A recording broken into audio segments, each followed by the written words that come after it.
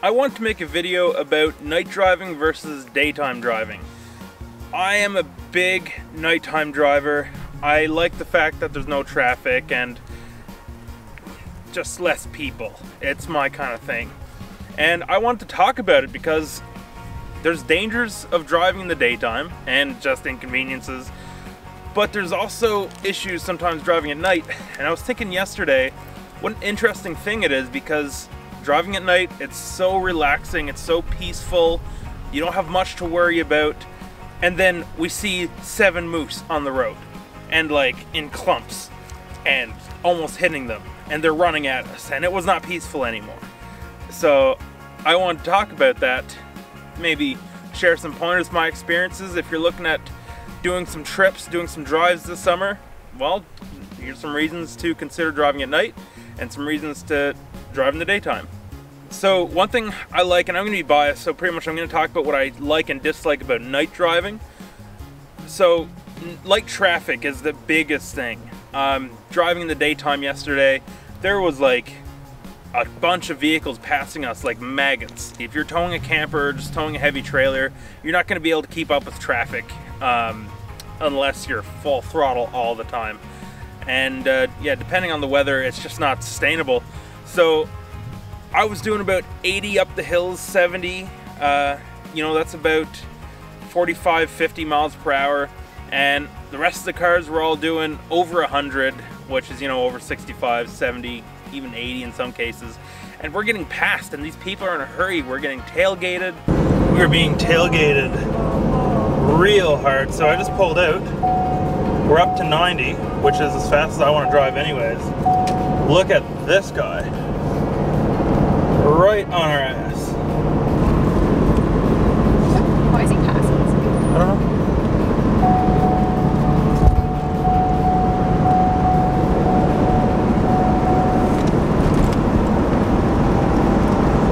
Double yellow here. Guys, this is why I do not drive in the daytime. And he was definitely nowhere near us when I pulled out. Like, I did not cut him off by any stretch of the imagination. Just wild. Absolutely wild. We're getting like past like as if someone's in a dire need to be somewhere, and it's actually pretty dangerous. And in Newfoundland, in the last year, there's been a lot of accidents from people trying to get past before the passing lane ends, and head-on collisions, and they die. I've had a lot more close calls in the daytime than I've had at night.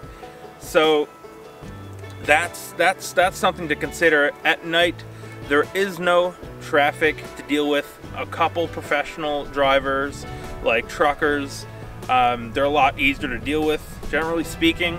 But you will, in my experience, I haven't had any cars, you know, like the Honda Civics and the Toyota Corolla just whizzing past at 1,000,000 miles an hour because they have somewhere to be that's important.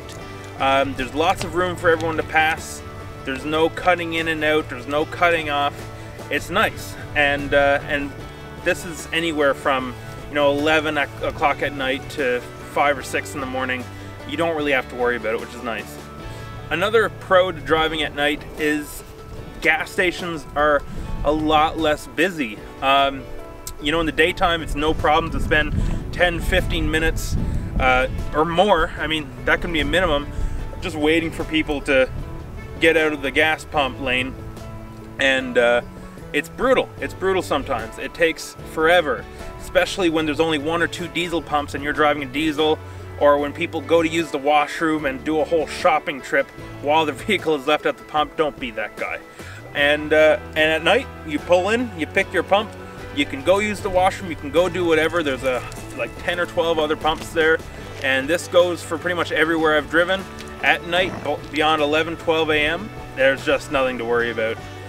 Another thing I like about driving at night is having good lighting, and now that can also be a con. If you're doing night driving, you want to have good lights, but once you get those good lights, like this thing here is a $1,600 rigid light bar. Is it worth that? Maybe not, but this thing puts out light like no other product I've ever seen.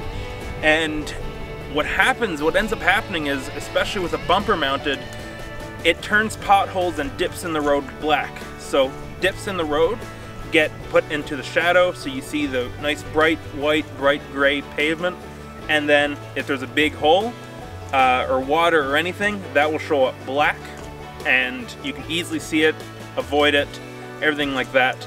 And also for animals, good lighting will also illuminate their eyes, I think. Like you can see it glowing in the eyes, and that can warn you about an animal from very, very far away, where in the daytime you got to see them moving because most of them are camouflaged, especially moose, deer. Our eyes pick up well on movement, not much else. But a shiny eye reflecting the light does a really good job. Now, you don't need a light bar like this, but if you get the upgraded lighting packages on these Fords and Rams and Chevs, or any car, I mean, the Toyota Corollas seem really good because they're blinding. And so if you get that, you're probably going to be fine. I really do like the LED headlights in these trucks. You can't have enough light though, really, when it comes down to it.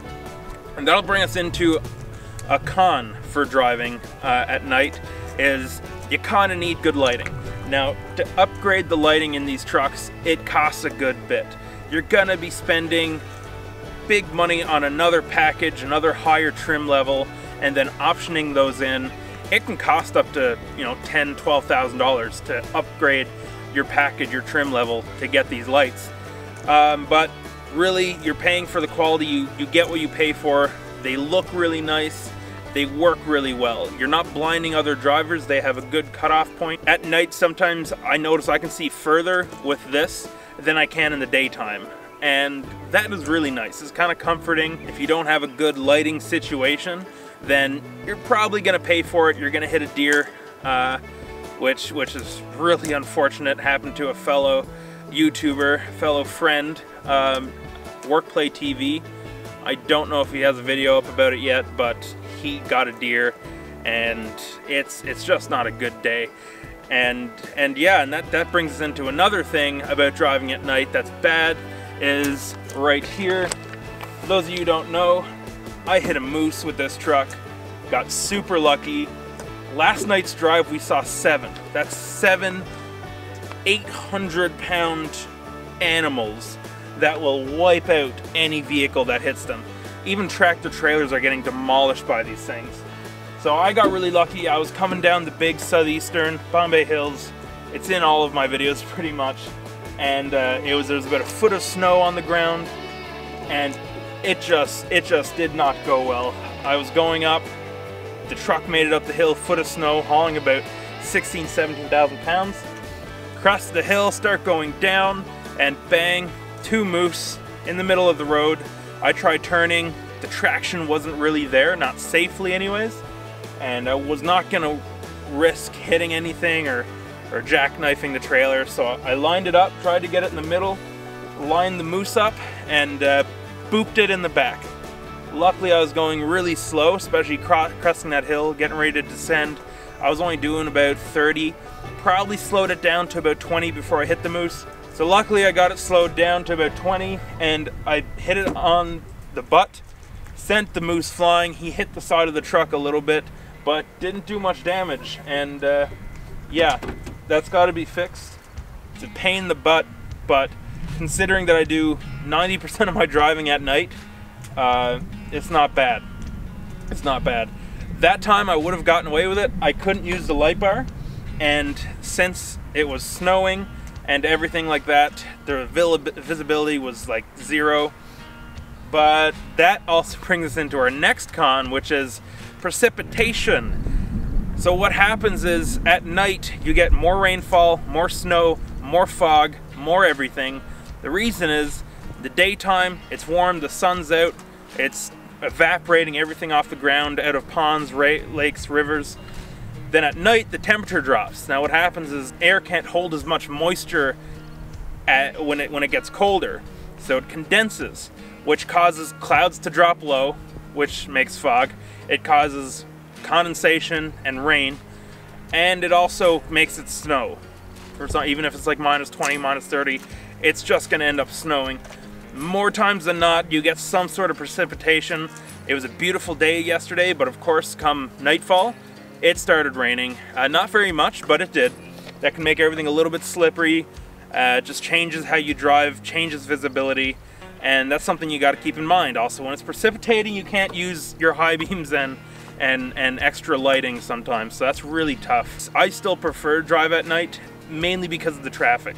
I can take my time. I like driving a bit slower if I have to, but if someone pulls out ahead of you to pass someone and you're going head on, it's either head on or in the ditch, and especially towing, it's usually not a good ending for the driver when that happens. So I'd rather deal with a bit of precipitation than deal with the pearly gates. So a couple more things. You don't get to, this is not as serious, you don't get to see scenery. So if you're driving through parts that are beautiful, such as this place, at night you see nothing. You see the road, you see some of the ditch, that is it.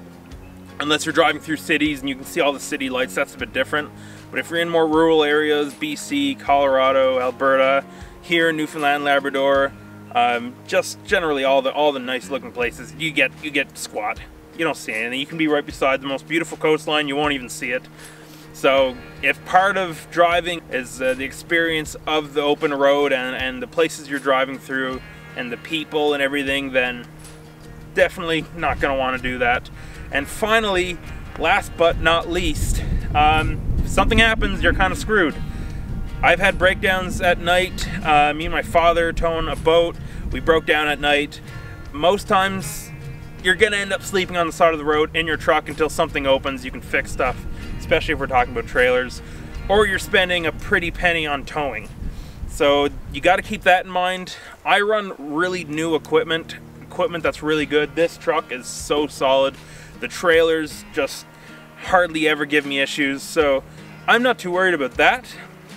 But it can happen, it does happen, it will happen, and that's something you got to consider. If you're broke down at night, you're not going to be able to just quickly run out, get a tire, grab a bearing, get someone to touch up some lights for you, or whatever might need to be done. You're probably on your own, and if you don't have the parts there, you're going to have to be waiting on the side of the road. It can be dangerous, it can be a pain in the ass. If you're traveling with your family, it's even worse. So that's it. That's the ins and outs of driving at night. That's why I do it. Every now and then I'll catch a ride in the daytime, and I absolutely love that as well. That's my comprehensive review on driving at night versus driving in the daytime. I'm not sure who would be looking for a video like this, but if you are, I hope it helps. And I hope my regular viewers, I hope you all enjoyed this. Got some cool shots. I'm in Rocky Harbor right now, and Norris Point. It's an actual beautiful place, so definitely recommend visiting, stopping in here if you're on the way by. It's some of the nicest scenery in Newfoundland. Okay guys, paddle shifters if you want them, email is in the description. Danger_Industries is the Instagram. Gonna have some pictures up. That's it for me, I think. You guys have a good day.